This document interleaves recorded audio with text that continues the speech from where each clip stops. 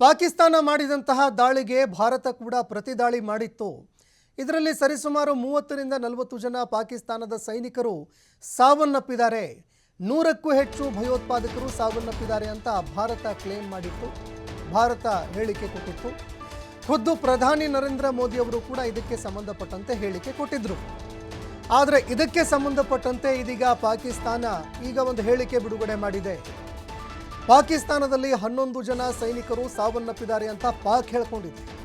ಒಟ್ಟು 78 ಮಂದಿಗೆ ಗಾಯಗಳಾಗಿದೆ ಅಂತ ಪಾಕಿಸ್ತಾನ ಹೇಳಿಕೊಂಡಿದೆ. ಈಗ ಪ್ರಧಾನಿ ನರೇಂದ್ರ ಮೋದಿ ಅವರು ಹೇಳಿಕೆ ಕೊಟ್ಟ ಮರುದಿನವೇ ಇದೀಗ ಪಾಕಿಸ್ತಾನ ಕೂಡ ಇದಕ್ಕೆ ಸಂಬಂಧಪಟ್ಟಂತೆ ಹೇಳಿಕೆ ಕೊಡ್ತಾ ಇದೆ. ಪ್ರಧಾನಿ ನರೇಂದ್ರ ಮೋದಿ ಅವರು ಮಾತನಾಡುವಂತಹ ಸಂದರ್ಭದಲ್ಲಿ ಅದೇ ರೀತಿಯಾಗಿ ನಮ್ಮ ಭಾರತೀಯ ಸೈನಿಕರು ಕೂಡ ಯಾವಾಗ ಸುದ್ದಿಗೋಷ್ಠಿ ನಡೆಸಿದ್ರು ಆಗ ಇದಕ್ಕೆ ಸಂಬಂಧಪಟ್ಟಂತೆ ಭಾರತೀಯ ಸೇನೆ ಕೂಡ ಸ್ಪಷ್ಟೀಕರಣ ಕೊಟ್ಟಿತ್ತು. ಒಂದು ಸ್ಪಷ್ಟವಾದಂತಹ ನಿಖರವಾದಂತಹ ಅಂಕಿಅಂಶವನ್ನು ಕೂಡ ಭಾರತದ ಸೇನೆ ಕೊಟ್ಟಿತ್ತು. ಸರಿಸುಮಾರು 40 ಜನ ಪಾಕಿಸ್ತಾನದ ಸೈನಿಕರು ಸಾವನ್ನಪ್ಪಿದ್ದಾರೆ.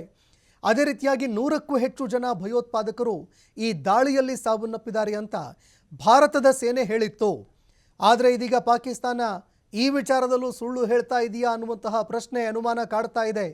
ಯಾಕಂದರೆ ಪಾಕಿಸ್ತಾನ ಹೇಳ್ತಾ ಇರುವಂಥದ್ದು 11 ಜನ ನಮ್ಮ ಸೈನಿಕರು ಸಾವನ್ನಪ್ಪಿದ್ದಾರೆ, ಅದರಲ್ಲಿ 5 ಜನ ವಾಯುಸೇನೆಯ ಸೈನಿಕರು ಅನ್ನುವಂತಹ ಮಾತುಗಳನ್ನು ಪಾಕಿಸ್ತಾನ ಹೇಳ್ತಾ ಇದೆ. ಅದೇ ರೀತಿಯಾಗಿ 78 ಜನ ಈ ಒಂದು ದಾಳಿಯಲ್ಲಿ ಅಂದರೆ ಭಾರತ ಮಾಡಿದಂತಹ ದಾಳಿಗಳಲ್ಲಿ ಗಾಯಗೊಂಡಿದ್ದಾರೆ ಅನ್ನುವಂತಹ ಮಾಹಿತಿಯನ್ನು ಇದೀಗ ಪಾಕಿಸ್ತಾನ ಕೊಡ್ತಾ ಇದೆ. ಇದಕ್ಕೆ ಭಾರತದ ಸೇನೆ ಯಾವ ರೀತಿಯಾಗಿ ಪ್ರತ್ಯುತ್ತರ ಕೊಡುತ್ತೆ ಅನ್ನುವಂಥದ್ದನ್ನು ಕೂಡ ಕಾದು ನೋಡಬೇಕಾಗತ್ತೆ.